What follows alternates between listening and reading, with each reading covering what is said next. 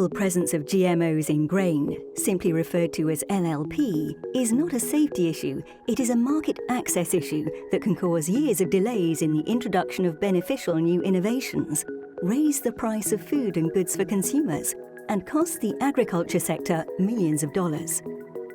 Seed companies submit information to meet applicable regulatory requirements in key export markets to help prevent LLP. Ideally, exporting and importing markets approve the particular GMO at roughly the same time, thereby reducing the potential for an LLP occurrence. What if a particular GMO is approved and starts being grown in exporting countries before an importing country has issued its approval? Agricultural goods must comply with an importing country's laws if they are traded.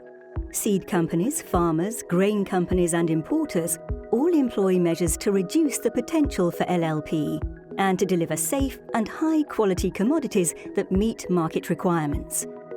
But in a system as large, complex and global as agriculture, and in the absence of synchronized approvals or mutual recognition, LLP can never be completely eliminated. That's why clear and trade-facilitative LLP policies like LLP thresholds are needed. Let's walk through some examples to learn more about the measures or process controls that are used by the supply chain to manage LLP and keep it within the limits of a well-designed threshold policy. Let's begin with seed. Every year, seed companies release new varieties that increase yields, improve crop health, and create better products for consumers. Standards such as the OECD seed schemes set out rules for the proper storing, labeling, and monitoring of seed as it is multiplied and made ready for sale to the farmers. Process controls like these help to minimize the potential for seed to become a source of LLP through mixing of seed or pollen flow. Next, consider that it may take several years to produce enough seed to supply all the farmers who may want to grow a particular new variety. This means that in the first year or two, when there are limited amounts of seed available, seed companies may focus sales geographically in regions where grain is grown mainly for domestic markets rather than for export.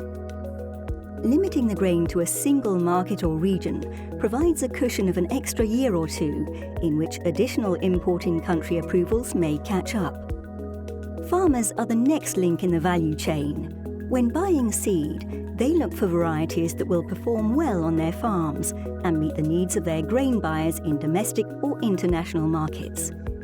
If the farmer produces different varieties for different buyers, then careful cleaning of machinery, storage bins and trucks is another process control undertaken to minimize LLP at farm level. Grain handlers are the next link in the chain, and they work closely with farmers to deliver grain that meets market needs. For instance, contracts between grain handlers and farmers may specify that the specific GMOs grown must be approved by importing countries. Or some grain elevators may be able to accept grain intended for certain markets only at certain times, which can help to minimize LLP. Grain handlers may also monitor for LLP as part of their routine quality control measures. Despite such actions, it is impossible to completely prevent commingling of grain, and even grain dust, as storage and transportation containers are emptied and refilled during the journey from farm to end user.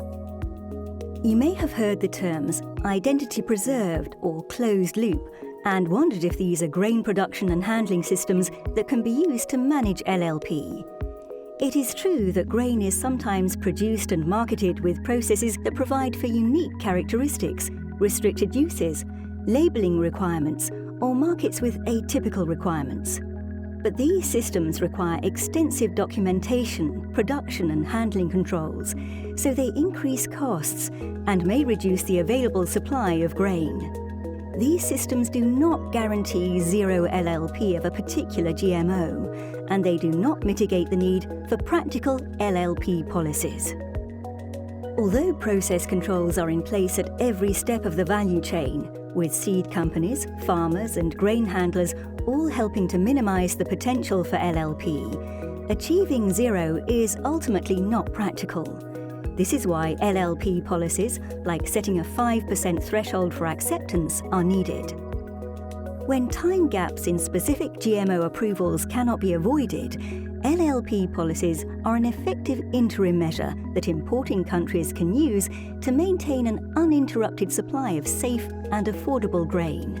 And by being aware of all the process controls in place all along the value chain, an importing country can be confident that an LLP threshold, should they choose to set one, can be achieved.